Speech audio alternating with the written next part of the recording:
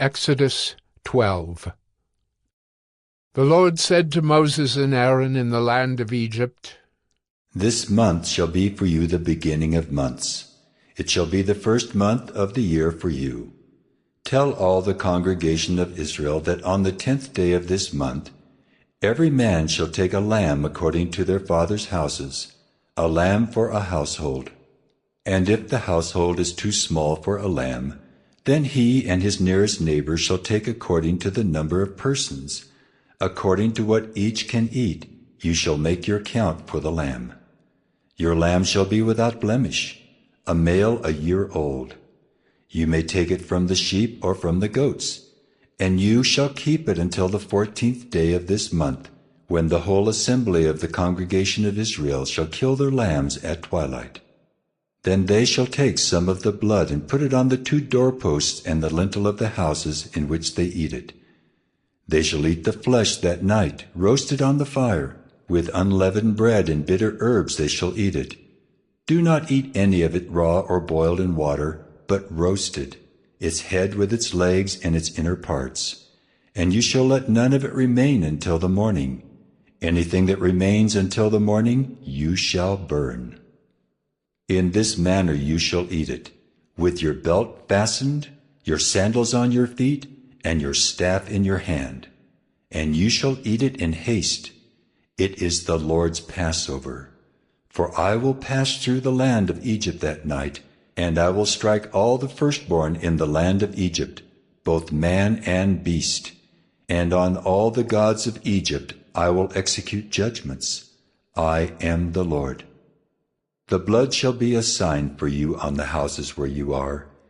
And when I see the blood, I will pass over you, and no plague will befall you to destroy you when I strike the land of Egypt. This day shall be for you a memorial day, and you shall keep it as a feast to the Lord throughout your generations. As a statute forever you shall keep it as a feast. 7 days you shall eat unleavened bread. On the first day you shall remove leaven out of your houses. For if anyone eats what is leavened from the first day until the 7th day, that person shall be cut off from Israel. On the first day you shall hold a holy assembly, and on the 7th day a holy assembly.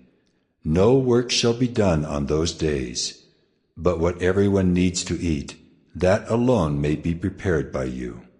And you shall observe the feast of unleavened bread, for on this very day I brought your hosts out of the land of Egypt.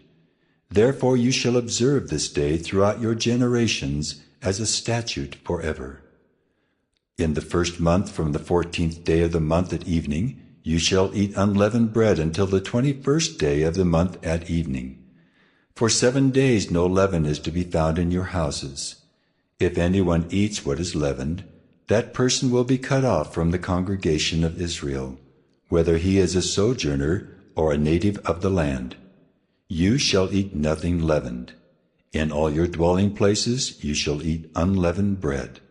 Then Moses called all the elders of Israel and said to them, Go and select lambs for yourselves, according to your clans, and kill the Passover lamb. Take a bunch of hyssop and dip it in the blood that is in the basin, and touch the lintel and the 2 doorposts with the blood that is in the basin. None of you shall go out of the door of his house until the morning. For the Lord will pass through to strike the Egyptians, and when he sees the blood on the lintel and on the 2 doorposts, the Lord will pass over the door and will not allow the destroyer to enter your houses to strike you. You shall observe this rite as a statute for you and for your sons forever. And when you come to the land that the Lord will give you, as he has promised, you shall keep this service. And when your children say to you, What do you mean by this service? You shall say, It is the sacrifice of the Lord's Passover, for he passed over the houses of the people of Israel in Egypt, when he struck the Egyptians, but spared our houses. And the people bowed their heads and worshipped. Then the people of Israel went and did so, as the Lord had commanded Moses and Aaron, so they did.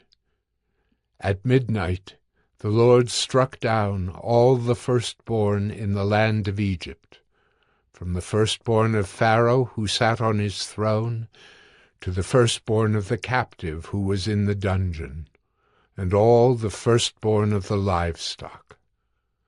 And Pharaoh rose up in the night, he and all his servants and all the Egyptians, and there was a great cry in Egypt, for there was not a house where someone was not dead.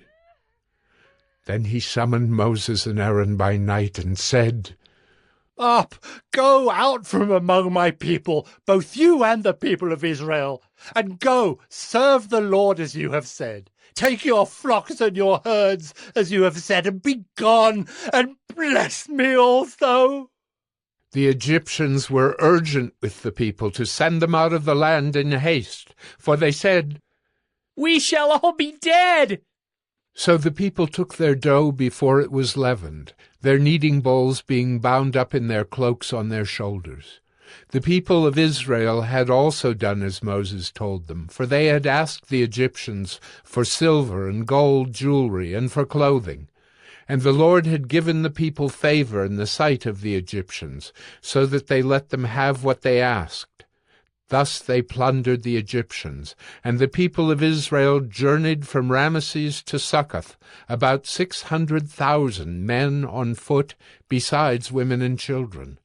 A mixed multitude also went up with them, and very much livestock, both flocks and herds. And they baked unleavened cakes of the dough that they had brought out of Egypt, for it was not leavened, because they were thrust out of Egypt and could not wait, nor had they prepared any provisions for themselves. The time that the people of Israel lived in Egypt was 430 years. At the end of 430 years, on that very day, all the hosts of the Lord went out from the land of Egypt. It was a night of watching by the Lord, to bring them out of the land of Egypt. So this same night is a night of watching kept to the Lord by all the people of Israel throughout their generations. And the Lord said to Moses and Aaron, This is the statute of the Passover. No foreigner shall eat of it, but every slave that is bought for money may eat of it after you have circumcised him. No foreigner or hired servant may eat of it. It shall be eaten in one house. You shall not take any of the flesh outside the house, and you shall not break any of its bones. All the congregation of Israel shall keep it. If a stranger shall sojourn with you, and would keep the Passover to the Lord, let all his males be circumcised. Then he may come near and keep it. He shall be as a native of the land, but no uncircumcised person shall eat of it. There shall be one law for the native and for the stranger who sojourns among you. All the people of Israel did just as the Lord commanded Moses and Aaron. And on that very day the Lord brought the people of Israel out of the land of Egypt by their hosts. Psalm 27. Of David. The Lord is my light and my salvation. Whom shall I fear? The Lord is the stronghold of my life. Of whom shall I be afraid? When evildoers assail me to eat up my flesh, my adversaries and foes, it is they who stumble and fall. Though an army encamp against me, my heart shall not fear. Though war arise against me, yet I will be confident. One thing have I asked of the Lord, that will I seek after, that I may dwell in the house of the Lord all the days of my life, to gaze upon the beauty of the Lord, and to inquire in his temple. For he will hide me in his shelter in the day of trouble. He will conceal me under the cover of his tent. He will lift me high upon a rock. And now my head shall be lifted up above my enemies all around me. And I will offer in his tent sacrifices with shouts of joy. I will sing and make melody to the Lord. Hear, O Lord, when I cry aloud. Be gracious to me and answer me. You have said, Seek my face. My heart says to you, Your face, Lord, do I seek. Hide not your face from me. Turn not your servant away in anger. O you who have been my help, cast me not off, forsake me not, O God of my salvation. For my father and my mother have forsaken me, but the Lord will take me in. Teach me your way, O Lord, and lead me on a level path because of my enemies. Give me not up to the will of my adversaries, for false witnesses have risen against me, and they breathe out violence. I believe that I shall look upon the goodness of the Lord in the land of the living. Wait for the Lord, be strong, and let your heart take courage. Wait for the Lord. Proverbs 3. My son, do not forget my teaching, but let your heart keep my commandments. For length of days and years of life and peace they will add to you. Let not steadfast love and faithfulness forsake you. Bind them around your neck. Write them on the tablet of your heart. So you will find favor and good success in the sight of God and man. Trust in the Lord with all your heart, and do not lean on your own understanding. In all your ways acknowledge him, and he will make straight your paths. Be not wise in your own eyes. Fear the Lord, and turn away from evil. It will be healing to your flesh and refreshment to your bones.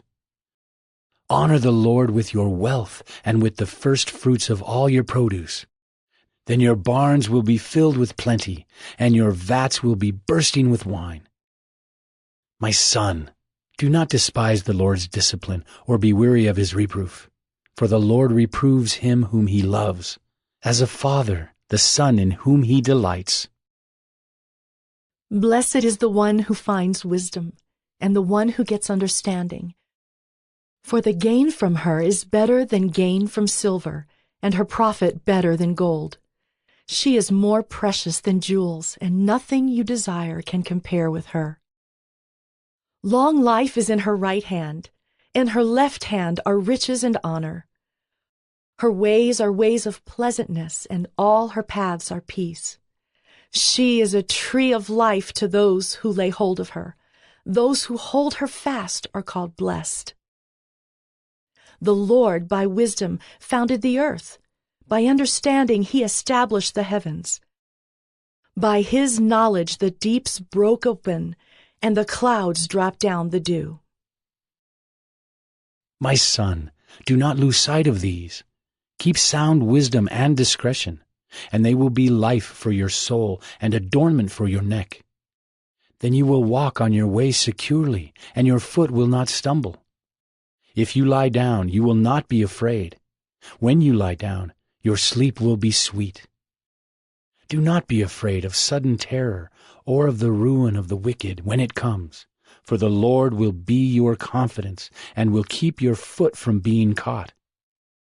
Do not withhold good from those to whom it is due, when it is in your power to do it. Do not say to your neighbor, "Go and come again. Tomorrow I will give it," when you have it with you. Do not plan evil against your neighbor who dwells trustingly beside you. Do not contend with a man for no reason when he has done you no harm. Do not envy a man of violence, and do not choose any of his ways. For the devious person is an abomination to the Lord, but the upright are in his confidence. The Lord's curse is on the house of the wicked, but he blesses the dwelling of the righteous. Toward the scorners he is scornful, but to the humble he gives favor. The wise will inherit honor, but fools get disgrace. 1 Corinthians 9. Am I not an apostle? Am I not free? Have I not seen Jesus Christ our Lord? Are you not my work in the Lord? If I am not an apostle to others, yet doubtless I am to you. For you are the seal of my apostleship in the Lord. My defense to those who examine me is this: do we have no right to eat and drink? Do we have no right to take along a believing wife, as do also the other apostles, the brothers of the Lord, and Cephas? Or is it only Barnabas and I who have no right to refrain from working? Whoever goes to war at his own expense, Who plants a vineyard and does not eat of its fruit? Or who tends a flock and does not drink of the milk of the flock? Do I say these things as a mere man, or does not the law say the same also? For it is written in the law of Moses, You shall not muzzle an ox while it treads out the grain. Is it oxen God is concerned about? Or does he say it altogether for our sakes?